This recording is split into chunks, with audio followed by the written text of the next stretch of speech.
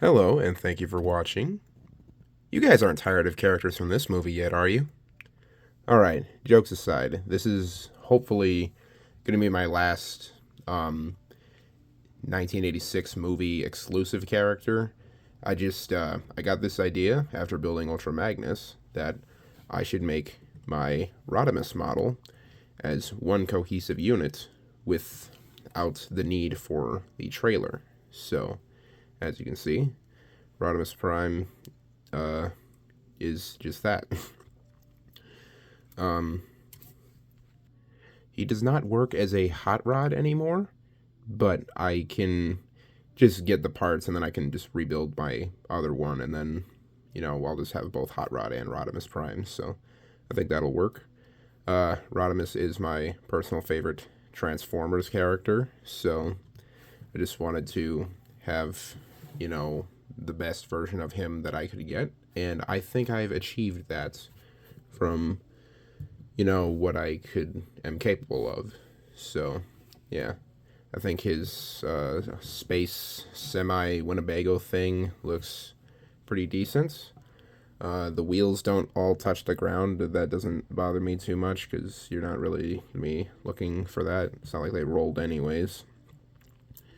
And it is kind of a continuation of my other hot rod model because the chest is built the exact same. In fact, there's a lot of things that I made sure to keep in the design process for this, just to kind of keep the lineage between Hot Rod and Rodimus Prime. But yeah, I'll save some of it for the robot mode. For now, I'll do size comparison with Ultra Magnus. These two look great together. And then one size comparison that I would do, but I guess this will kind of have to be a teaser, is him with Optimus Prime's trailer. Because, well, let's just say this might be my next update video. So, yeah, he's around the same size as Optimus's trailer, which I guess works. Optimus is, sure, these guys have led the Autobots too, but Optimus really is just like the definitive leader. So, yeah. Getting all this out of the way, I don't think there's much else that I didn't cover yet in his Space Winnebago semi mode, so I'll get him into his robot mode. So here is Rodimus Prime in his robot mode, and I am very proud of how he looks in this mode. I think I managed to capture his, like, hot rod-esque look while also, having that alt mode.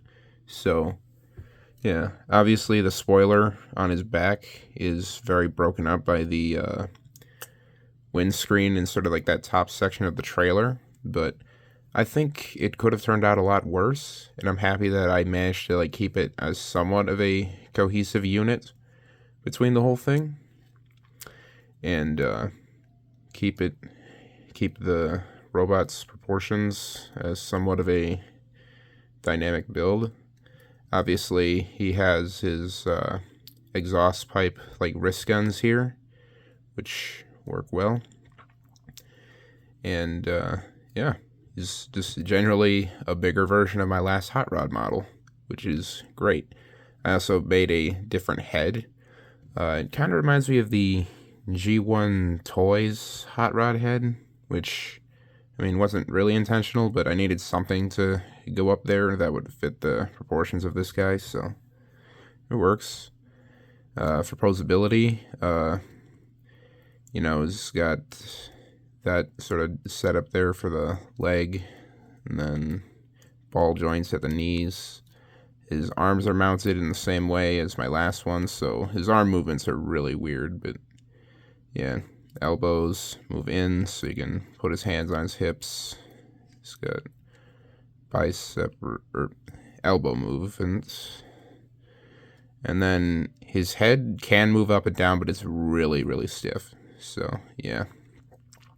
Obviously, just like my last hot rod model, you can open this up and take out the matrix of leadership. And, well, there's that. But if you work it enough, he can do the lighting our darkest hour pose, which a lot of people associate with Optimus for some reason, even though that's more of a Rodimus thing, but whatever. For accessories, I built to go with this. He still has his gun that I built for the last model, and I think that works here. I like how he's so egotistical that he needs to put his spoiler on his gun. Just kidding, he's not egotistical, it's just a cool detail. And then for another accessory, which is more of an obscure reference, I built the Sword of Primus from the Transformers Regeneration 1 comic, which is one of my favorite versions of Rodimus Prime. So, yeah, I like that look for him. I think Rodimus does look good with a sword, even though he doesn't really use it in most versions of media. So, yeah, I think Rodimus looks great. So, let's get into size comparisons. Here he is with a minifigure. Here he is with my previous model, Ultra Magnus. And, yeah, in most media, like the IDW comics, Ultra Magnus is considerably larger than Rodimus. But in the original, like, G1 comic series / the season 3 of the cartoon, they were around the same size. So I thought it would be cool to make them the same size. So that's why kind of all this started in the first place.